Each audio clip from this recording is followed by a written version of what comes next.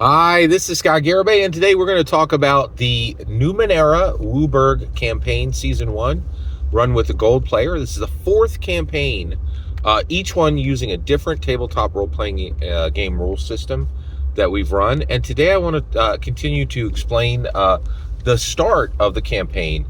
And we really took our time getting rolling on this one in that Numenera was very different than anything we've played before. The rules were not even a copy of Dungeons and Dragons. They were dramatically different than Dungeons and Dragons.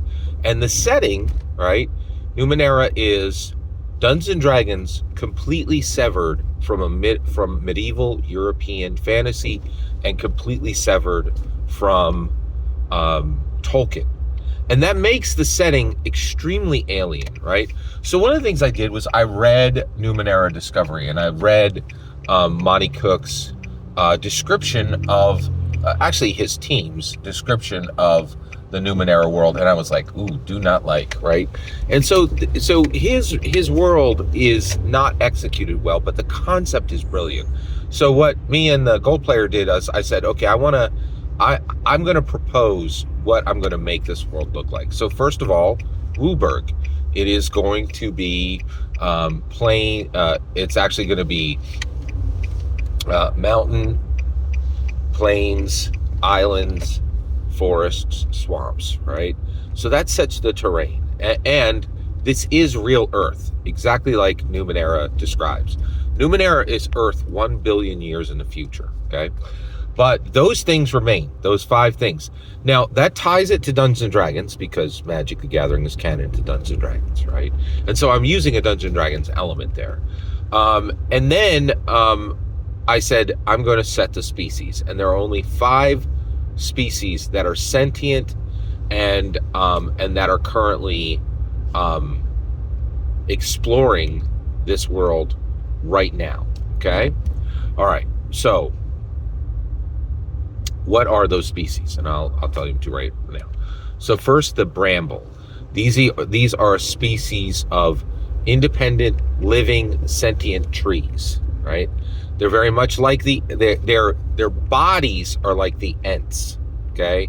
But one of the things about all these species is the entire point of the campaign is to discover them and is to experience them and realize what they're like, what their abilities are, what their cultures are like, right? An exploration. Now, what's really interesting is how did we get there? How did we get to that point where I was saying, hey, this is, we're going to explore these species? Well, what really shocked me is the Gold player was like, what do you want, this campaign to be about?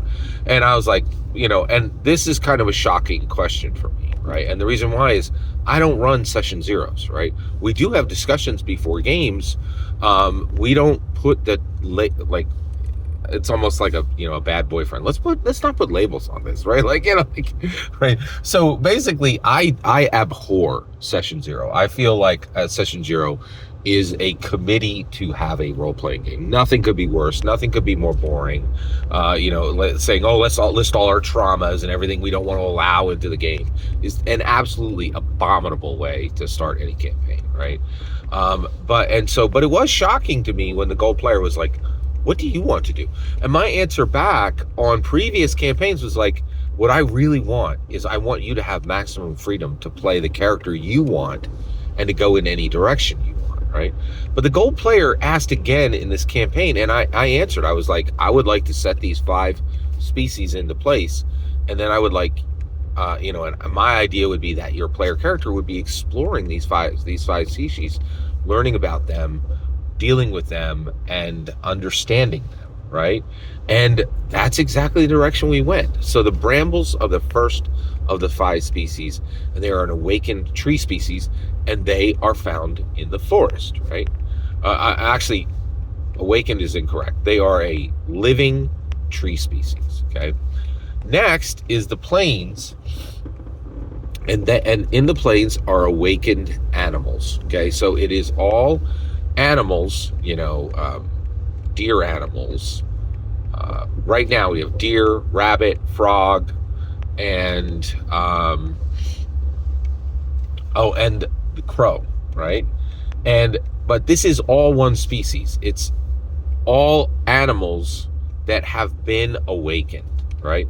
And then that also means that the animals who can't talk, these are all, they've all been awakened. They're sentient, right? They all 6 feet tall, 2 arms, 2 legs, or as close as you can, 2 arms, 2 legs. They stand upright and they speak, right? So they're sentient, right? But they also have all those aspects of the awakened animals they are.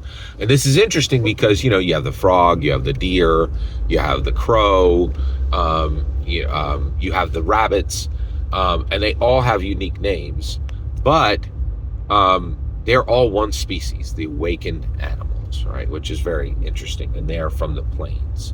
And I'm going to cut it off there, and then I'll give you the other 3 of the 5 in the next video. Thank you very much for your patience. Every single word you just heard is my humble opinion on the Numenera Monte Cook game system, using it to run a campaign. And the important part is when I get to hear your humble opinion. When you get in the comments and send your traffic, please consider like, subscribing, and have a fetch millennium.